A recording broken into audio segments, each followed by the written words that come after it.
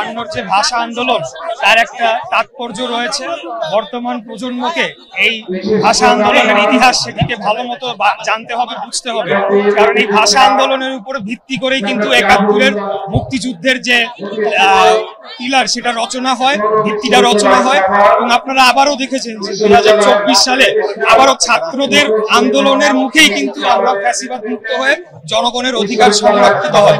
অতএব আমাদেরকে বুঝতে হবে যে বাংলাদেশের জনগণ তাদের অধিকারের বিষয়ে সোচ্চার, বিশেষ করে তরুণ প্রজন্ম, নতুন প্রজন্ম, তারা পুরানো ধাঁচের যে একটা হানাহানির রাজনীতি সেটার থেকে বের হয়ে আসতে চায়।